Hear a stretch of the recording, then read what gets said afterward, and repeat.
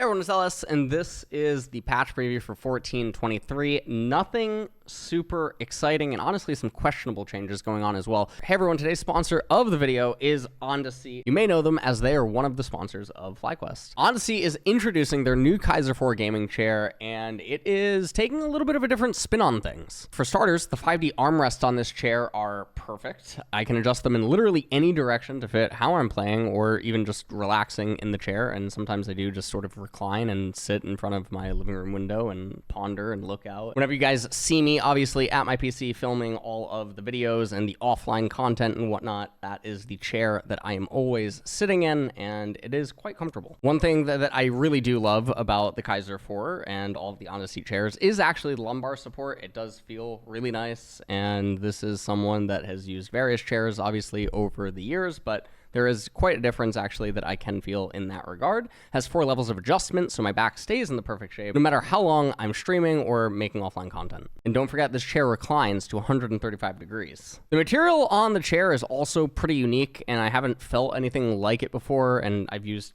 all different types of gaming chairs over the years. It feels really soft. It almost has like a silky feel to it, and it is actually quite durable. The other interesting thing about it is that even though I'm using the white Kaiser chair, I actually spilled something on it once, and I thought that it would end up staining, but it actually came out pretty good, even though it's white. The extra wide seat on it also gives me a ton of space to move around, which is perfect for all the really long sessions that I end up doing, especially the ones during Worlds. Now, anyways, here is something exciting. AndaSeat is running their Black Friday sale until early December. You can even play games to win coupons and save up to $230 on your purchase. Check out the link in the description for all of the details. And it's not just me who thinks this chair is incredible. PC Gamer, Windows Central, PC Mac, and all the others have reviewed the Kaiser 4 and gave it pretty good ratings. So best try AndaSeat. If you're interested in the Kaiser 4 gaming chair, again, check out the link in the description, and let's just go back to the video now. You can tell us Wild Arrow's price is going down by 100, so if this is going to be the first item that you end up rushing, you do actually get it about, what, 38 seconds on average faster now.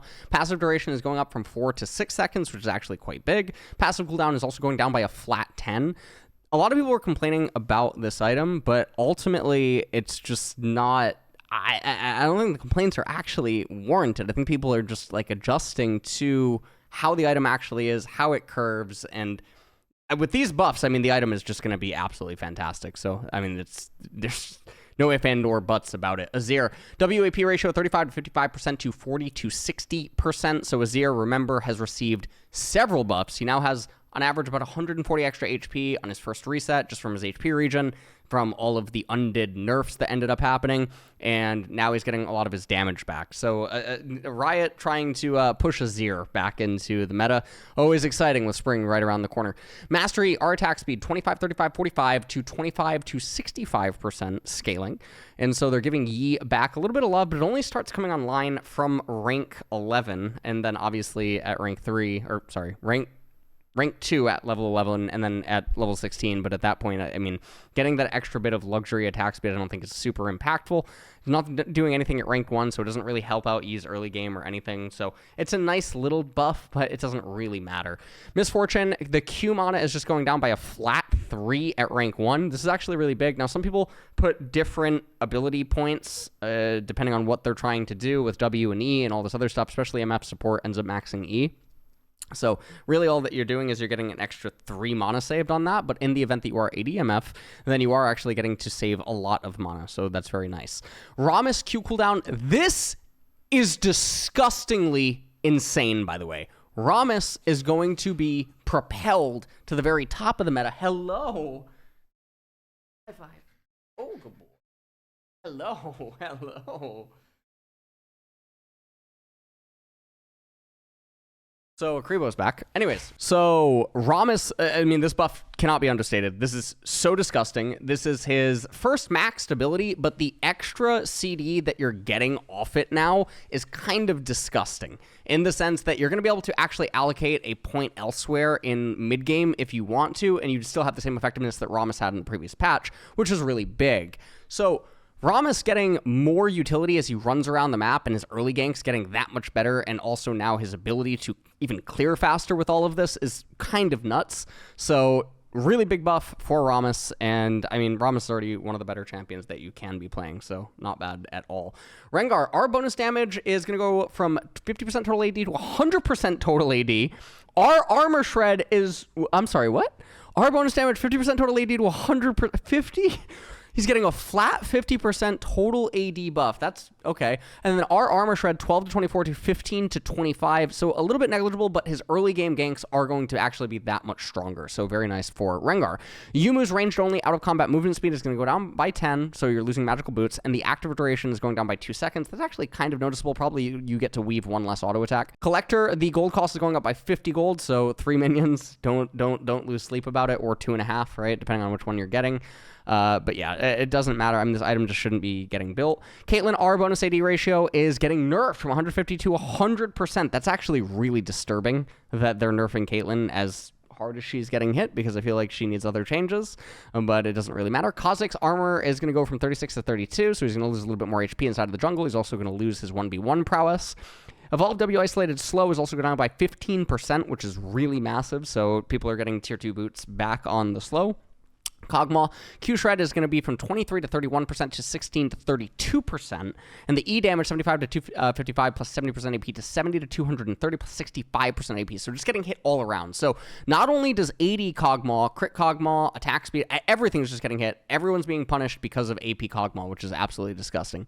Now, Kog'Maw's damage is still obscene, so everything's going to be fine. Shyvanna, MR growth, just really weird, random. Just like, I mean, everyone just shouldn't pay attention anymore to Shyvanna at all until her rework. She's been nerfed again, nerfed even again. She's not viable at the highest levels of play. Even at lower MMR, she really has to snowball in order to be useful. It's really, really bizarre what they're doing with Shyvanna. Skarner Q bonus AP ratio, or Q bonus HP ratio is going to go down by 1%. Not the end of the world. Skarner is still going to be good. Tahm Kench AP, passive AP ratio, 2% per 100 bonus HP to 1.5% per 100 bonus HP. And the R Shield AP ratio, 150 to 100%. Honestly, these nerfs they're actually fine. If you've been seeing like stuff that's going on with Tahm Kench and some of the new builds that have popped up with him, I think that, yes, this is aimed at really solo queue. This doesn't really impact his ability in competitive pretty much whatsoever, and so there needs to be changes in that regards. Teemo E-Monster mod going down by 25%, so really nice to see that Teemo has finally been picked up by enough people and enough success is being had to the point where Teemo is now going to actually get tagged a little bit in the jungle. Zach, Qmax HP ratio is going to go down by 1%, not the end of the world. Bounties, champion bounties grow 14% faster from kills and assists.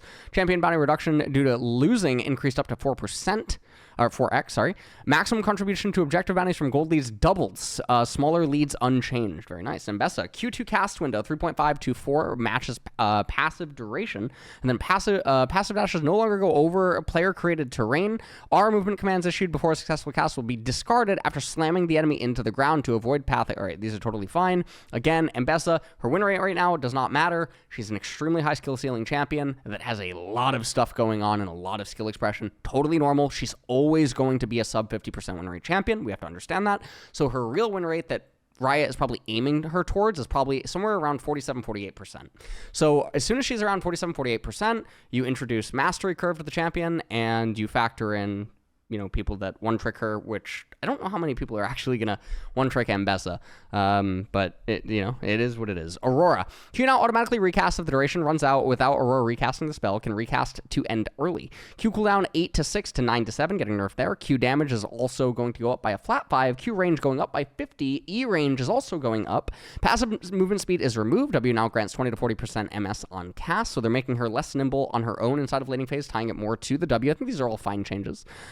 And it definitely hurts pro play, but it definitely helps solo queue players that aren't like super elite. Rather than amplifying MS, R no longer traps enemies, now slows them on exit by 75% for 1.5 to 2 seconds. I mean, this is almost effectively the same thing, I'm going to be honest. R duration is also going up. Yeah, this is almost the same thing, I'm going to be honest. So, Jinx, 80 growth, got to get buffed for Arcane, 2.9 to 3.25. So, I mean, it's okay, 0.35, it's negligible, guys. Like, think about what this actually means. So by the time she hits level 5 in laning phase, are you noticing the extra 1 damage after it goes through resists? No one actually cares about this. This is not converting to a kill. Jinx in solo queue environment has to play thousands of games for this to actually move a needle, because enough solo kills have to actually take place on that 1 HP threshold, or like that 5 HP threshold over the course of like a lane or something like that, right? Maybe 10, right, if you're including ability hits and whatnot. So we're literally talking about thousands of games required for that 10 TDD, or TDD, yeah, total damage dealt, which is what this buff is, okay? This is just a total damage dealt buff, all right?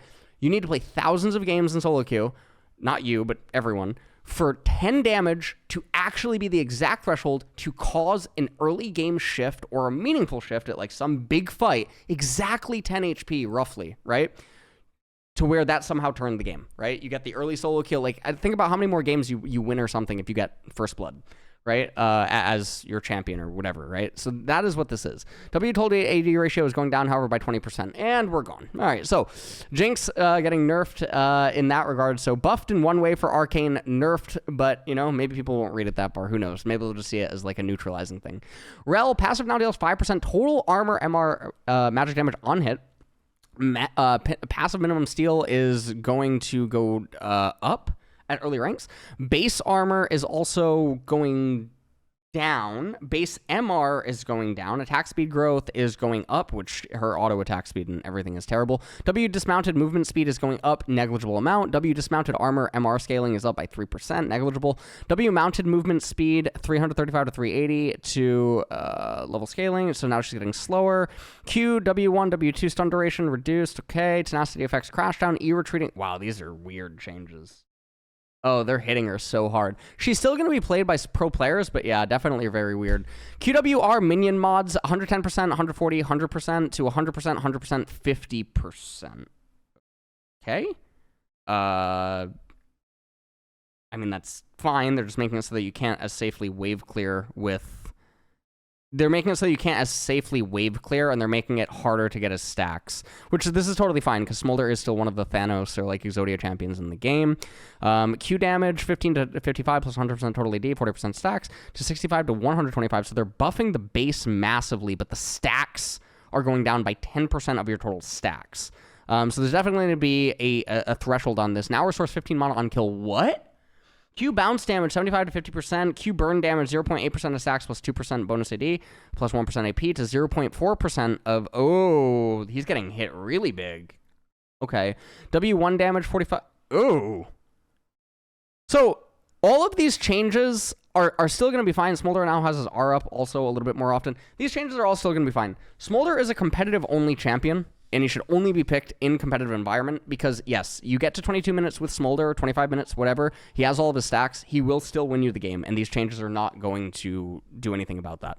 So that is just what's going on. And ultimately, at the end of the day, I mean, this patch doesn't really introduce a whole lot. It feels like it's gearing up towards spring. The biggest thing in the patch is TAL, probably followed by Rammus, especially for solo queue. I mean, Rammus is a champion that you should just be playing in solo queue.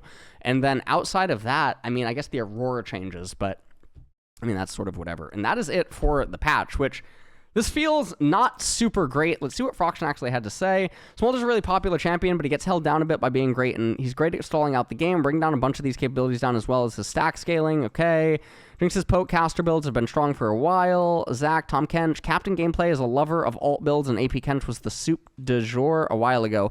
He's picked up a bit to be a little stronger than intended, and while we like AP builds sometimes, it's just generically stronger than the pure tank build, and we want that to be closer together. So why don't you buff the tank build? Or, like, why don't you make alterations? Like, I don't understand. I don't get why that isn't the case. Kog'Maw has been picked up a lot with his AP builds. We're pulling back a little on these. Okay, so that's pretty much it for the patch. Now, not a whole lot going on. Again, this is a very lackluster split 3. A lot of people are complaining. The patches are virtually meaningless in a lot of ways. No one's happy with split 3. And we're all just waiting to see what happens with Arcane. And remember, still, I have not seen literally anywhere, there is an Easter egg in Ambessa that no one has found yet. It has to do with Arcane, and I'm not seeing it on any social medias or anywhere yet, which is crazy when you consider the amount of people that play League of Legends and actively consume content and like all the different YouTubers and everything.